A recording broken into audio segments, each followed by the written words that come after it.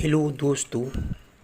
तो आज मैं आपको बताने जा रहा हूँ श्रीमद् भागवत गीता 5वें अध्याय का महात्म्य।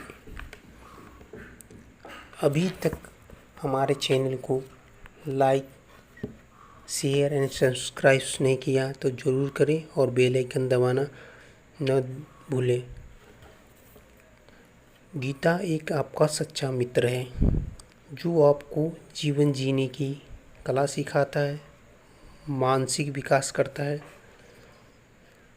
और उसका महात्म्य आपका दिमाग खोलता है, आपको अक्ल सिखाता है, जिससे आप ज़िंदगी में आगे बढ़ते हैं। तो चलिए मैं शुरू करता हूँ 5वें अध्याय का महात्म्य। बोलो सच्चिदानंद भगवान की जय। श्री भगवान जी बोले, हे लक्ष्मी, अब 5वें अध्याय का महात्म्य सुन। पिंगल नाम का एक ब्राह्मण अपने धर्म से भ्रष्ट हुआ। वो कुसंग में बैठे मच्छी मांस खावे, मदिरा पान करे, जुआ खेले। दैव योग से वह पिंगल एक राजा के यहाँ नौकर हो गया। राजा के पास और लोगों की चुंगलियाँ किया करे। उसी प्रकार कुछ दिन गुजर गए और राजा की नौकरी करते हुए धनी हो गया। तब उसने अपना विवाह कर लिया, परंतु उसकी स्त्रियां व्यभिचारिणी आई।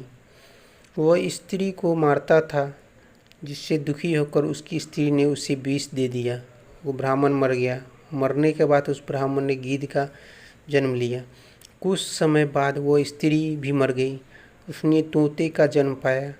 तब वह एक तोते की स्त्री हुई। एक दिन उसी तोते से पूछा, हे तोते, तूने तोते का जन्म क्यों पाया? तोता बोला, हे तोती, मैं अपने पिछले जन्म की कथा सुनाता हूँ। मैं पिछले जन्म में ब्राह्मण था, अपने गुरु की बात नहीं मानता था। मुझको गुरुजी ने श्राप दिया कि जा तू तोते का जन्म पावे। इस कारण मैंने तोते का जन्म पाया। अब तू कह कि तू किस कारण से तोती हुई? उसने कहा, मैं पिछले जन्म में ब्राह्मणी थी। एक दिन मैंने पति के विष दे दिया और वो मर गया। तोते ने कहा, तू बहुत बुरी है जिसने अपने पति को विष दिया। एक दिन वह तोती वन में बैठी थी कि वहाँ गिद्ध आया। उस गिद्ध ने तोती को पहचान लिया और गिद्ध तोती को मारने चला। आगे आगे तोती पीछे पीछे गिरी। जाते जाते तोती एक शमशान भूमि में थक कर गिर पड़ी। वहाँ एक साधु का दाह हुआ था। साधु की खोपड़ी वर्षों के जल के साथ भरी हुई पड़ी थी, उसमें गिरी। इतने में गिद्ध आया, तोती को मारने लगा। उस खोपड़ी के जल के साथ उसकी देह धोई गई और दोनों आपस में लड़ते लड़ते मर गए। इस प्रकार अधम देह छोड़कर देव देह पाई और विमानों में बैठकर वैकुंठ को चले गए। वो खोपड़ी एक साधु की थी जो नित्य ही गीता के 5वें अध्याय का पाठ किया करता था। वो परम पवित्र था। उसके जल से वे दोनों भी पवित्र हो गए।